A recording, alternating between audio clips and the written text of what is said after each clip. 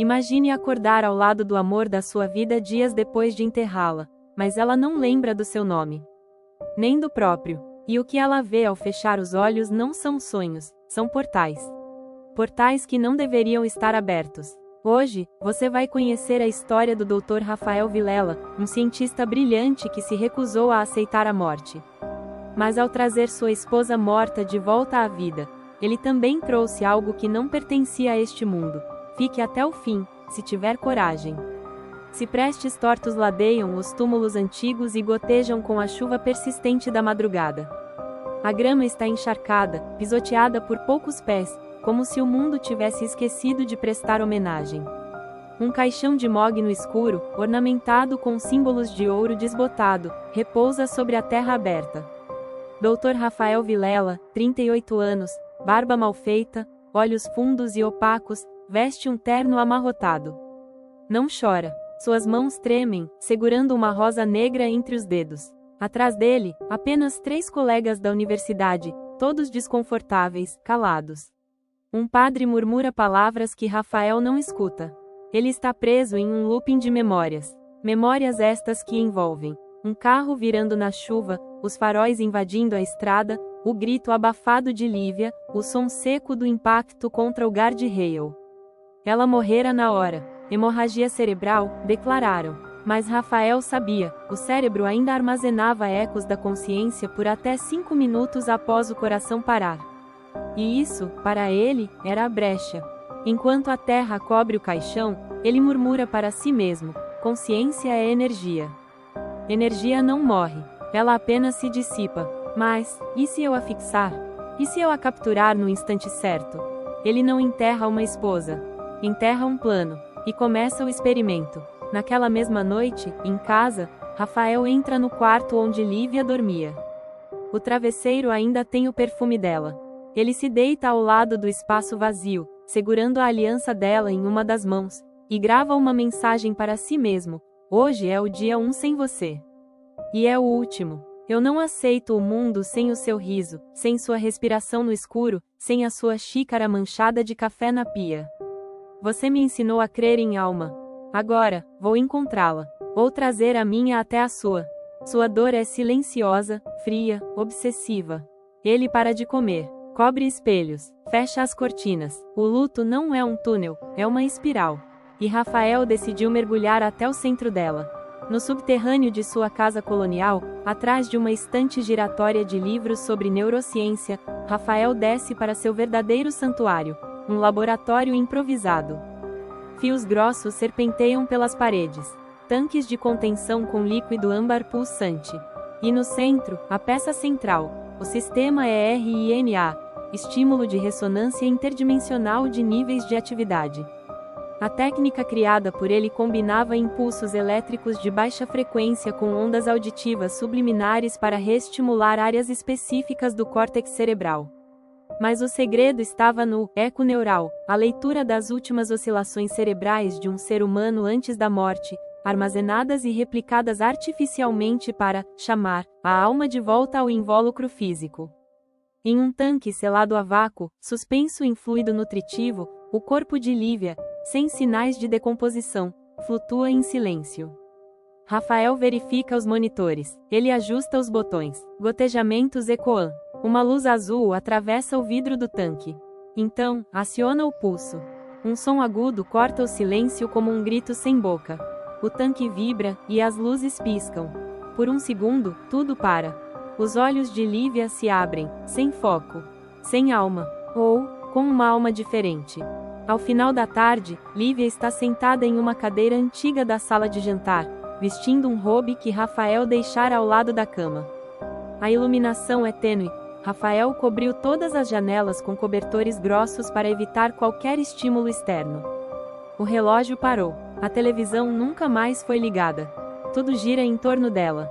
Rafael prepara chá, camomila, o favorito dela, e o entrega em silêncio. Ela segura a xícara com ambas as mãos, como se nunca tivesse sentido calor antes. Seus olhos estão abertos, mas vazios. Então Rafael quebra o silêncio e pergunta: "Você se lembra de mim?" Ela demora, encarando a fumaça e responde: Você não estava lá." Havia uma luz atrás de você, mas era de costas. Ninguém olha para trás lá. Rafael engole seco. Se aproxima com o caderno de anotações e pergunta: Lívia, você sabe onde esteve? Pode me descrever o que viu? Ela ergue o olhar. Pela primeira vez, seus olhos focam diretamente nos dele e responde: há um rio, feito de pele. Não dá para beber dele. Ele bebe de você. E quando você tenta dormir, ele sussurra nomes que você nunca ouviu, mas sente que foram seus. Rafael recua um passo. O caderno treme em suas mãos. Sua respiração acelera. Ele tenta tocá-la no rosto, mas ela vira o rosto como se o toque queimasse. Rafael se recompõe e pergunta: você sabe quem é? Seu nome? O meu? E Lívia responde: os nomes flutuam. Não se fixam. Lá, o tempo se dobra. E o nome que você esquece, não é mais seu. Então, ela se levanta lentamente. Anda pela casa como se estivesse vendo tudo pela primeira vez, ou pela última. Para diante de um espelho coberto com lençol preto. Toca o tecido, mas não o remove. Apenas sussurra: se eu me ver, ele me vê também. Naquela noite, Rafael a observa dormir. Mas ela não se mexe. Não sonha. Apenas está. E mesmo assim, ele anota. Ela voltou. Mas algo mais, voltou com ela. E pela primeira vez, ele sente medo. Dias se passam. Rafael começa a notar padrões. Durante a madrugada, Lívia sussurra em línguas mortas. Objetos se movem. A temperatura da casa cai drasticamente em certos horários. Mas o que mais o perturba são os desenhos. Ele encontra rabiscos escondidos sob as tábuas do assoalho e nas bordas das portas. Espirais concêntricas, símbolos impossíveis de traduzir, olhos que choram por dentro. Rafael decide ativar o módulo visual da máquina. Conecta os eletrodos no couro cabeludo de Lívia enquanto ela dorme e ajusta a frequência para sincronizar com os impulsos do hipocampo. O visor mostra estática, depois, nitidez crescente. Ele vê através da mente dela. Um campo escuro, sem céu, sem chão, onde tudo pulsa como carne viva. Torres feitas de ossos e vitrais de olhos piscantes se erguem do nada. Há criaturas, longas, ondulantes, com múltiplas juntas e bocas costuradas. Um som grave acompanha cada movimento, o som de algo respirando, de dentro. Ao longe, uma silhueta solitária caminha. Rafael aproxima a imagem. É ele, ou algo com seu rosto. Sem olhos, sem boca, sem tempo. A criatura olha diretamente para a câmera, como se soubesse que está sendo observada, e começa a correr em direção a Rafael. Ele arranca os eletrodos, caindo para trás, ofegante. Nesse momento, ele percebe que Lívia o observa. Estava acordada o tempo todo. Ela diz, com voz rouca: eles te acharam. Agora, sabem como vir. A casa que antes era silenciosa agora pulsa com um tipo de consciência. Não é mais só luto, é expectativa, como se as paredes escutassem, como se o chão vibrasse à espera de algo. No primeiro dia, o relógio de parede começa a andar ao contrário, os ponteiros movem-se em espasmos. No segundo, os quadros da parede se torcem, como se a madeira estivesse tentando escapar dos pregos. No terceiro, o espelho do banheiro se trinca em forma de espiral, exatamente como os desenhos que Lívia vem rabiscando nas paredes enquanto dorme em pé, olhos abertos. Rafael registra tudo. Instala câmeras nos cantos dos cômodos. Mas ele sabe, aquilo não é um erro técnico. É uma invasão silenciosa. Numa madrugada, acorda com o som de passos, no teto. Ele sobe ao sótão. Nada, só poeira e caixas velhas. Mas uma delas está aberta, vazia. Era a caixa onde ele guardava o vestido de noiva de Lívia. Mais tarde, encontra Lívia usando o vestido no jardim, debaixo da chuva fina, os braços erguidos, encarando o céu cinzento. Ela murmura algo em uma língua gutural, antiga, sem pausas, como se estivesse lendo de um pergaminho invisível no firmamento. Rafael, ao ver a cena, vai ao encontro de Lívia e pergunta assustado: Lívia? Você tá me ouvindo? Ela vira o rosto devagar, mas os olhos estão completamente pretos. Não há íris, apenas vazio líquido, brilhante. Ela sorri e fala com voz duplicada, como dois tons sobrepostos. Rafael está trancado no laboratório. As janelas da casa foram cobertas com chapas metálicas, as paredes isoladas com camadas de chumbo e cobre, na esperança de bloquear algo que ele não entende mais. Mas o que entrou, não depende de matéria. Lívia agora caminha como um reflexo humano. Não dorme, não se alimenta, fala com seres invisíveis nos cantos das salas. Às vezes, sorri para as câmeras como se soubesse onde Rafael está assistindo. Ele revisa os arquivos da máquina obsessivamente, dia e noite. Vasculha o banco de dados usado na estimulação inicial. Em meio a códigos, encontra uma sequência de pulsos cerebrais datada de 1971, catalogada com o nome Paciente Zero. Um criminoso de guerra executado secretamente, cujas últimas ondas cerebrais foram marcadas como inconclusivas e inclassificáveis por padrões humanos conhecidos. Foi aquela amostra que Rafael, desesperado, usou no dia da ressurreição, acreditando ser de sua esposa. O erro, agora o devora. No reflexo do monitor escurecido, Rafael vê algo atrás de si, um vulto alto, magro, coberto por um manto de carne ondulante, com olhos humanos espalhados por todo o corpo. Quando ele se vira, não há ninguém. Mas o cheiro de enxofre e vela apagada permanece. Aos poucos, a realidade começa a falhar. Fotos da casa mudam sozinhas. Onde antes havia sorrisos, agora há rostos borrados, olhares em desespero. No banheiro, o espelho reflete Rafael com uma sombra que não o acompanha. Ela se move segundos depois, atrasada, como um eco temporal. Certa noite, Rafael acorda com uma dor lancinante no ombro. Corre até o espelho e vê, escrito em carne viva, surgindo em sua pele: "Você é o canal." Ele cai no chão, convulsionando, babando sangue negro. Quando os espasmos cessam, ele se arrasta até o laboratório. Liga o sistema ERINA novamente e decide acessar a mente de Lívia, pela última vez. Ele conecta os eletrodos no próprio crânio e, em uma configuração experimental, une sua consciência à dela, tentando descobrir se ainda há traço da verdadeira Lívia lá dentro. Mas assim que o sistema é ativado, ele não vê lembranças, vê uma prisão. Um espaço circular, suspenso no vazio, feito de muros orgânicos, pulsantes. No centro, a verdadeira Lívia, pálida, com os olhos brancos e os pulsos amarrados por fios que se estendem até o céu. Ela abre a boca, mas a voz que sai é a de Rafael que diz: "Você está se desmanchando, eu sou o novo reflexo." De repente, Rafael é arremessado para fora do transe.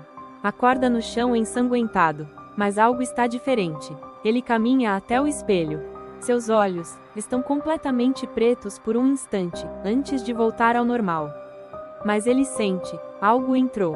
Algo ficou. Na sala ao lado, Lívia canta, balançando-se como uma criança, repetindo a mesma frase: "Quando um novo nome for dado, o corpo será dele." E do teto, gotas negras começam a pingar. Não é água, não é sangue, é memória líquida. E ela escorre por toda a casa. De madrugada, no interior do laboratório, o gerador oscila. As luzes falham em pulsos, como se a casa estivesse respirando. O ar cheira a ferro, mofo e ozônio queimado. Rafael está pálido, magro, com veias azuladas se espalhando pelo pescoço como raízes. Ele sussurra para si mesmo: "Eu sou eu. Eu sou Rafael. Eu sou Rafael. Eu era Rafael." Mas até sua voz começa a falhar. Palavras surgem em línguas que ele não conhece. Seus pensamentos não são mais apenas seus. Na tela do sistema ERINA, um código começa a escrever sozinho: "Você vai entrar." Ela vai sair. Balança equilibrada. Lívia aparece à porta, com os cabelos úmidos, a pele pálida, quase translúcida. Seus olhos agora oscilam entre os normais e os negros, como se a entidade estivesse perdendo o controle, ou testando os limites. Então, ela diz, calmamente: "Está chegando a hora. Eles querem, mas não podem sem você. Você é o pagamento." Rafael, com as mãos trêmulas, coloca os eletrodos. Mas agora não há hesitação. Ele não vai mais tentar controlar. Vai entrar no vazio de ouro, e trocar de lugar com a verdadeira Lívia. Então, Rafael diz: "Se ainda resta algo de você, eu vou achar. E vou ficar no seu lugar." Ele ativa a máquina. O som de 1000 gritos abafados ecoa pelas paredes. As janelas estouram. O teto rende como se a casa fosse se dobrar sobre si mesma. E então, silêncio. Rafael acorda deitado em uma espécie de solo que pulsa como carne viva. As estrelas acima são buracos sangrentos que piscam. Torres feitas de costelas humanas se erguem entre florestas de mãos congeladas. O ar cheira a lembrança queimada. No centro de um espelho líquido suspenso no ar, está Lívia, amarrada, com olhos em lágrimas secas. Ela tenta falar, mas só sai poeira da boca. Mas antes que ele toque nela, a entidade aparece. Alta, fina, articulada como uma marionete invertida. Ela tem a cabeça de Rafael, e o corpo formado por todos os pedaços esquecidos de sua mente. Cadernos molhados, a rosa do funeral, a aliança mordida. A entidade diz: você abriu o portal. Você chamou. Ela era o prêmio. Você é o canal. Não pode haver dois. Um deve ficar. Rafael estende a mão. Ele se entrega e diz: leve o que restou de mim. Só me deixe vê-la livre. A entidade envolve Rafael com seus braços de tendões. Ele não grita. Apenas sorri, fraco, mas verdadeiro, ao ver Lívia libertada. Ela desaparece em um feixe de luz pálida, acendendo. Já é de manhã, no interior da casa, Lívia acorda no chão do laboratório, com lágrimas escorrendo. Seus olhos estão vivos, humanos. Ela caminha pela casa como quem acaba de nascer. Abre as cortinas, sente o sol pela primeira vez desde o acidente. Mas quando olha para o espelho, uma lágrima escorre, não dela. É dele. Nesse momento, Lívia sussurra: você ficou, ponto por mim. Em outra dimensão, Rafael está agora sentado no trono de ossos onde a entidade morava. Seus olhos perderam a cor, mas ele está ali, firme, e do céu grotesco, outras almas caem, perdidas. E ele as recebe. Dr. Rafael desafiou a morte, mas acabou descobrindo que alguns amores não foram feitos para voltar. E alguns portais não têm fechadura por dentro. Se um dia ouvir seu nome vindo de um lugar onde não há ninguém, não responda. Pode não ser você que estão chamando. Gostou da história de hoje? Então se inscreva no canal e envie esse vídeo para alguém que vai adorar sentir um frio na espinha ouvindo essa história macabra.